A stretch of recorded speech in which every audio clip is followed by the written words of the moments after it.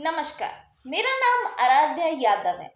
मैं आज आपका ध्यान लोकसभा में चुने गए सांसदों के बारे में आज अमर उजाला में छपी एक ऐसी रिपोर्ट की ओर आकृष्ट करना चाहती हूँ, जिसमें दिखाया गया है कि 543 सांसदों में से 251 सांसदों पर आपराधिक मामले दर्ज हैं, जिनमें से 170 सांसदों पर तो गंभीर अपराधों के मामले दर्ज हैं। यह निश्चित रूप से भारतीय लोकतंत्र के लिए बेहद चिंताजनक है। राजनीति के दागी सांसद। शीर्ष अदालत में प्रस्तुत आंकड़ों के अनुसार लोकसभा में चुने गए 543 में से 251 सांसदों पर दर्ज आपराधिक मामले चौंकाने वाले तो हैं ही, राजनीति में बढ़ती आपराधिक प्रवृत्तियां की ओर इशारा करने के साथ हमारे लोकतंत्र की एक चिंताजनक तस्वीर भी पेश करते हैं। किसी भी लोकतंत्र का आधार जनता की इच्छा और जनप्रतिनिधियों की सूचिता पर टिका होता है, लेकिन हाल ही में सर्वोच्च न्यायालय के समक्ष प्रस्तुत आंकड़े, जिनके अनुसार लोकसभा के 543 सांसदों में से 251 के खिलाफ आपराधिक मामले दर्ज हैं, जिनमें से 170 पर तो ऐसे गंभीर अपराधों के आरोप हैं जिनकी सजा 5 साल या उससे भी अधिक हो सकती है। चिंताजनक तस्वीर पेश करते हैं। विभिन्न उच्च न्यायालयों से प्राप्त इन आंकड़ों का खुलासा तो और भी चौंकाने वाला है कि केरल के कुल 20 में से 19 और तेलंगाना के 17 में से 14 सांसदों पर आपराधिक मामले दर्ज हैं।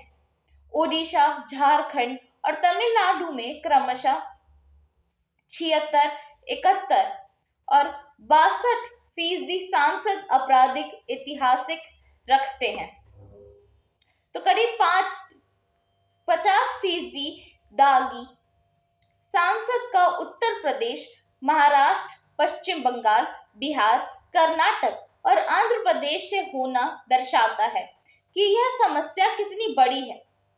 नैतिकता, पारदर्शिता और जनसेवा लोकतंत्र के बुनियादी घटक हैं, लेकिन जब निर्वाचित प्रतिनिधि खुद ही अपराधों में लिप्त हों, तो यह व्यवस्था की निष्पक्षता पर गहरा आघात करता है। राजनेताओं का सार्वजनिक जीवन बेहद व्यापक होता है। ऐसे में उन पर मुकदमे दर्ज होना एक तरह से सामान्य माना भी जा सकता है, लेकिन हत्या, दुष्कर्म जैसे अन्य अपराधों के आरोप सोचने पर मजबूर करते हैं। अफसोस की बात यह है कि शीर्ष अदालत द्वारा ऐसे मामलों के शीघ्र निपटारे और इन मामलों में प्रगति पर नजर रखने के लिए 10 अलग अलग राज्यों में 12 विशेष अदालतों के गठन का निर्देश दिए जाने के बावजूद कई राज्यों ने इस दिशा में कोई कदम नहीं उठाया।